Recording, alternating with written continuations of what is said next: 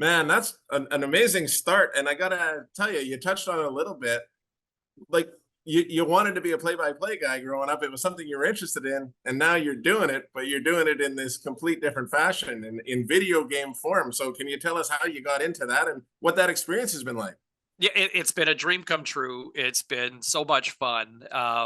And there's some long days as well, but this goes back about 6 years ago now, where one of my close friends in the industry and previous to that, a guy named Davis Sanchez, who is now an analyst for the NFL and CFL on TSN. And we used to do a podcast together for the Canadian Football League. And we were BSing and kibitzing all the time. And suddenly one day we were talking and he just said, oh, I was talking to my buddy who was a producer with EA.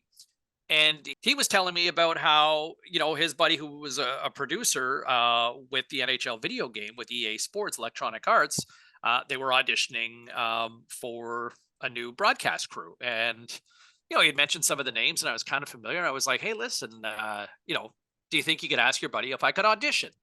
And he said, yeah, let me look into it. And so a couple days later, I got an email from the legal department from Electronic Arts and just saying, hey, your name's come up. We'd like to schedule an audition.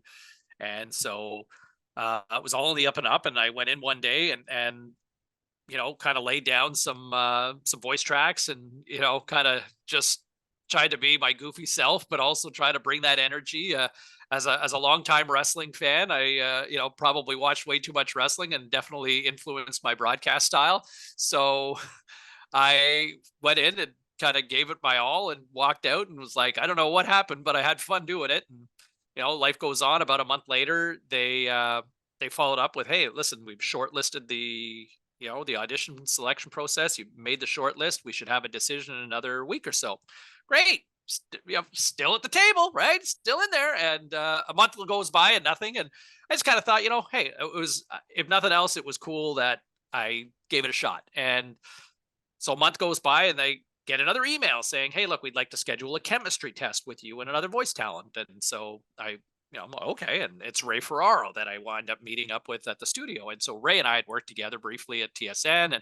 And so I knew it was serious because I knew they liked Ray, because Ray's amazing, right? And so we did a little something, and I think they liked it, and they said, "Okay, we'll be in touch." And crickets for another month, and then finally, they're like, "Look, we need one more test if you can come in." And now it's like, "Oh boy, okay." And finally, like, this whole process has now gone on like 3 months, and I think they put it out there and were kind of honest in the sense that, look, you're kind of an unconventional play-by-play guy.